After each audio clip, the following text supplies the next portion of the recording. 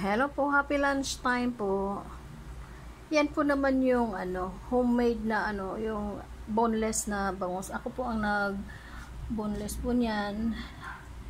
Yan, wala na pong tinik yan. Masarap na po yan i-prito.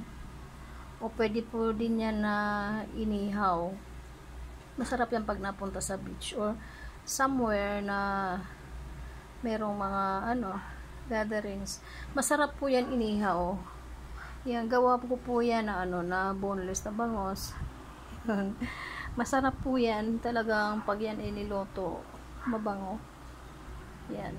Yan ang isa sa mga bisang pinagkakaabalahan ko pag wala akong ginagawa. Ako po ay nagpo-boneless ng bangus. Ang yun nga lang, wala namang mahirap sa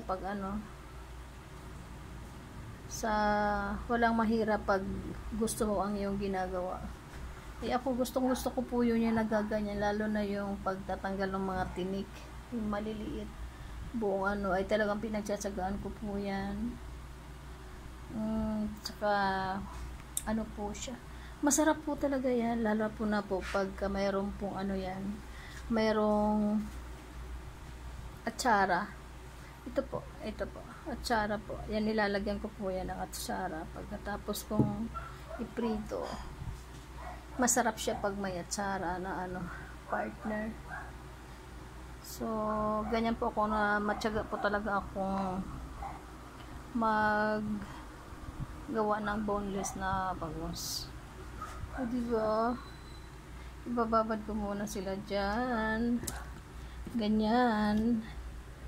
Tapos mamaya babalutin na yan sila. Di ba yung yummy? So yummy talaga ang itsura nila. Ang lalaki. Di ba? Look at that. Di ba? Itsura pa lang talaga mabango po yan pag yan ay iniluto. Mabango po siya. Dahil sa kanyang mga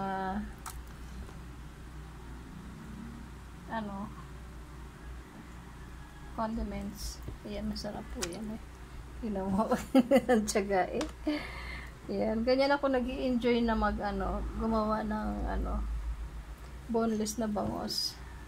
Ganyan po ako kasi pag yung hindi ko po sinasayang yung oras ko after ng ang tawag doon, online business, nagmamining din po kasi ako ng sa online ko. Yun talaga ang kaya ako kumikita, dahil sa mga online business po.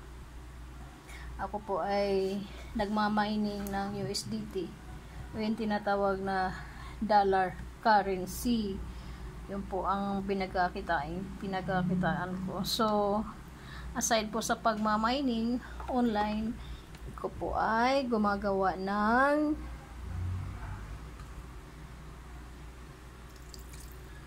ganyan, boneless na bangus.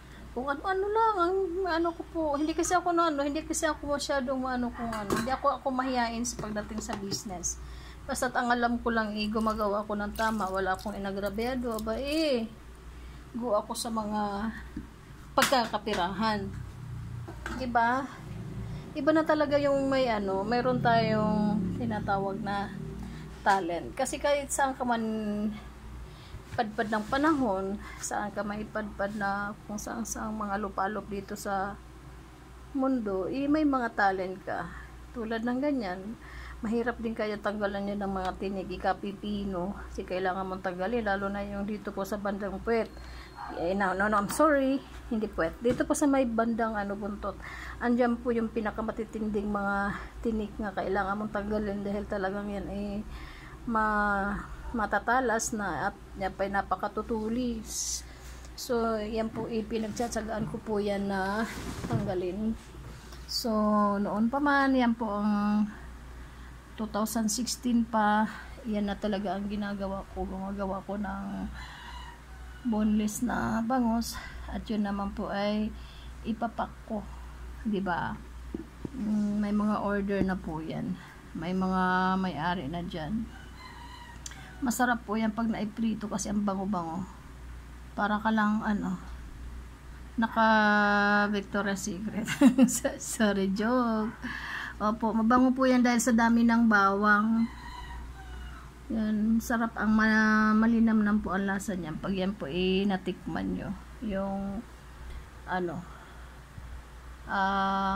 boneless bangus ni Yeng.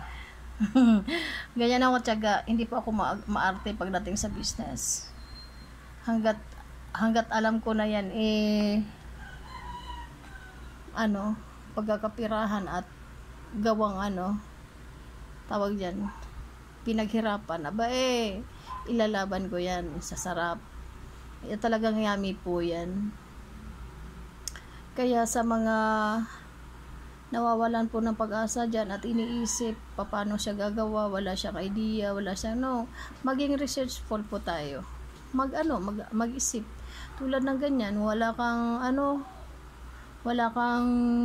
isip mo, wala kang pampuhunan, go lang ng go.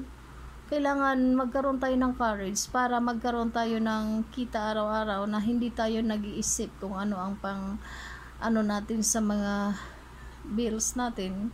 So, kahit papano po, nakakatulong po yung mga ganyan na mayroon po tayong mga talento na hindi pa nailalabas. So, kailangan din natin yan magamit. Kailangan din natin gamitin kung anong tawag dyan, talento na ibinigay ang Diyos Ama sa atin. So, ako naman po, tao naman kasing masipag. Kaya, kung ano-ano na lang talaga ay akin talaga yan pinapasok. Magaling din po akong gumawa ng ice cream. Magaling po akong gumawa ng ham. Ano ba nga ba yun? Marami akong alam na mga foods na syempre pag kasi hindi ako pa pwedeng mag-business ng mga ganito while I am doing online kasi may interrupt yun. So ito naman lang order kasi, so naggumawa na ako. Syempre ang focus ko pa rin ay nasa online kasi dyan naman ako kumikita. Ibig sabihin sa online ang buhay ko ay hassle free, na ibig sabihin no need ko nang magtanggal ng buto o magtingit-tinik magtanggal ng mga tinik-tinik dahil tutulog lang ako, kumikita ako. Ito iba naman itong tawag dyan, ibang klaseng kita naman dati kasi ito kasi kailangan mo talagang pagtiyagaan. So maiko-compare ko ang buhay na ganito, ang mamuhay ng may kahirapan at ang buhay na hassle free. So parang naiko-compare mo yan kung ang buhay ng mayaman at buhay ng mahirap. So at least alam ko kung ano ang buhay. Ganyan, nahirapan ako magtanggal ng tinik, masakit sa kamay, pero nakakapagod, pero sulit dahil pag yan naman po ay matikman ay talaga namang sulit dahil masarap po yan. While naman dito naman sa trabaho kong pagmamining ng USDT, kumikita ako na natutulog lang, so baga hindi ko na ibabanat yung mga buto-buto ko. So kailangan ko rin na at 50